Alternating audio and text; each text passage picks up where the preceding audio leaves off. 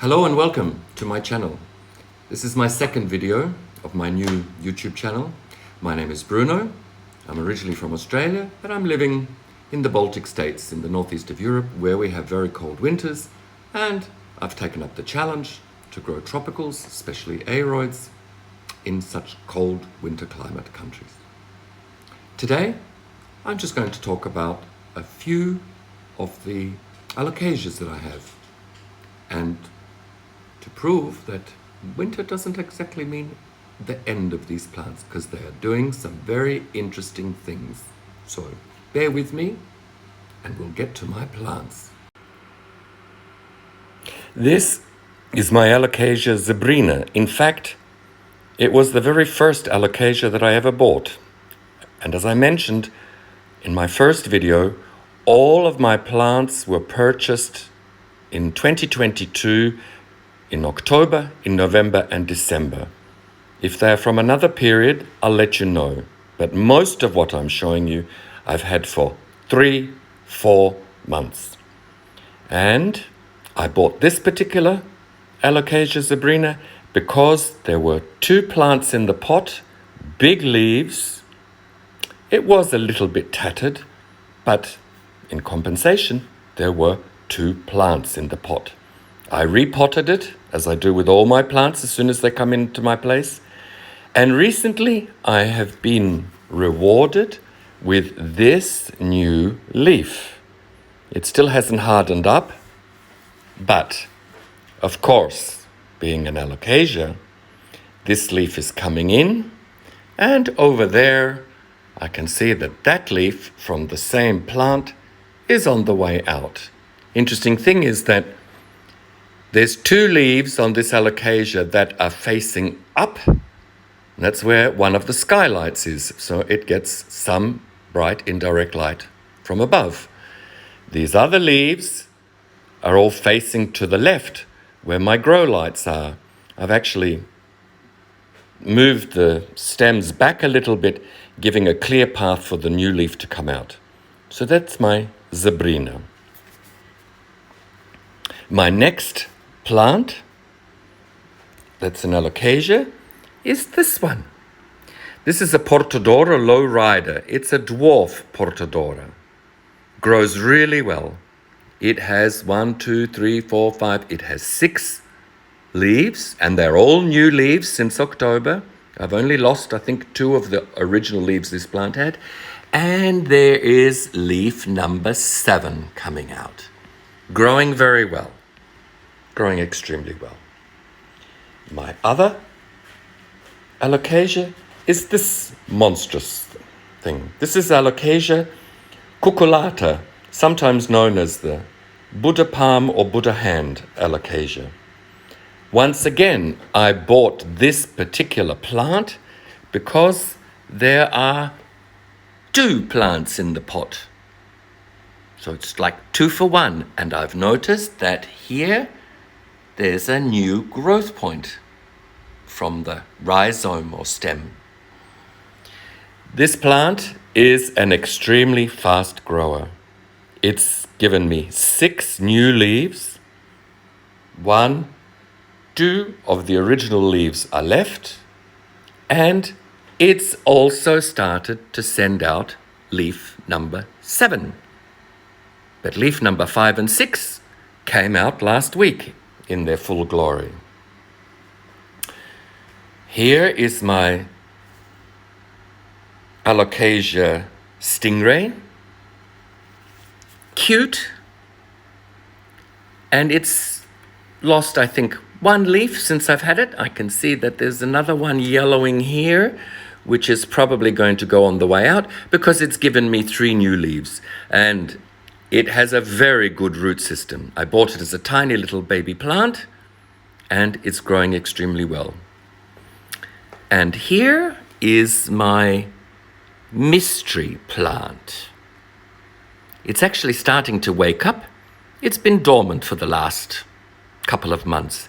Now, according to the label, I bought this plant as an Alocasia amazonica or poly.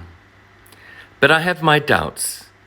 The leaf shape was more like an Alocasia pink dragon, and the stems were pink. As you can see, it's waking up from its slumber and it's pink. When I potted it up, I found some corms, 5 of them, and I planted them up to propagate them. I put them in sphagnum moss,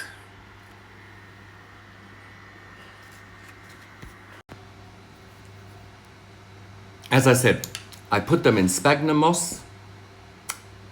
2, 3, 4 weeks later, had it checked on all of them, nothing happening. And then I saw a posting on YouTube that alerted me to the fact that these Alocasia corms have an upside and a top side and a bottom side. And they're a little bit different from the usual bulb, like your tulip bulb, your daffodil bulb, because when you plant those bulbs, the fat part goes in the ground, in the bottom, and the thin part goes up, because that's where the leaves will come out. Well, Alocasia's corms are not bulbs, they're corms, they're different. And it appears that the thin part, which is usually sometimes still attached to the roots of the plant, goes down. It's the bottom of it. And the fat little part has to face up. And of course, I checked all my little pots with the sphagnum moss, and all of my corms were upside down, because I planted them like they were bulbs, with the fat part on the bottom and the thin part at the top. Turned them all over. Another 2 or 3 weeks went by. Not much happening. Not much happening at all. And then again, dear friends on YouTube, I found a posting of a video where the person actually propagated them in what's called a low puddle.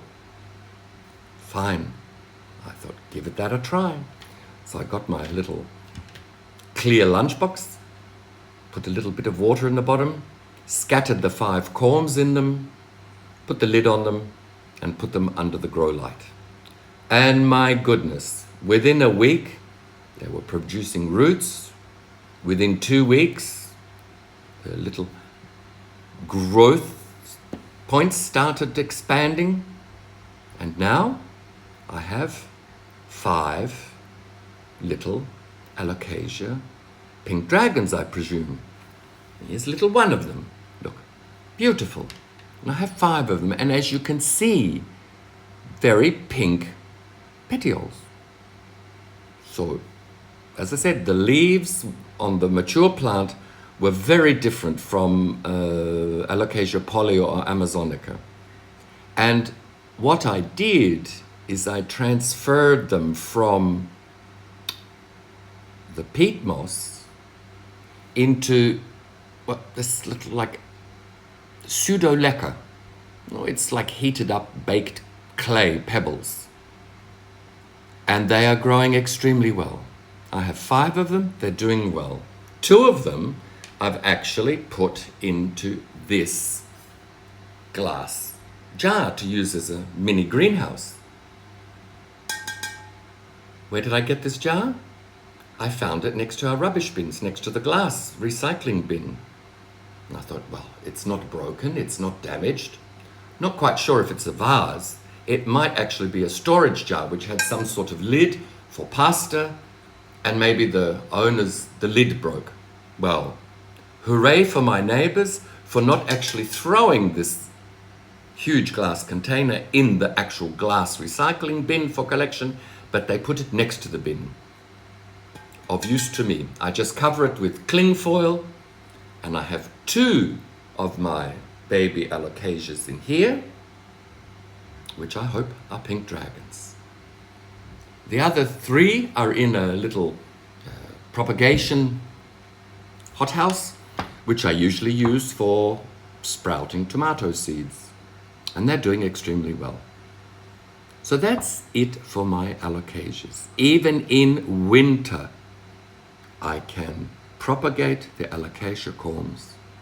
I have grow lights, I have humidity, I have warm temperature. The only thing I can't do very often is change the air. If it's freezing cold outside, I can't really open the windows. But that's it for today. Thank you very much if you're watching. Thank you very much if you press like. Thank you very, very much if you press subscribe. And I'll be back maybe tomorrow, maybe another day, and we'll go through the philodendrons that I have. So thank you for keeping an eye on my channel. Ciao, people.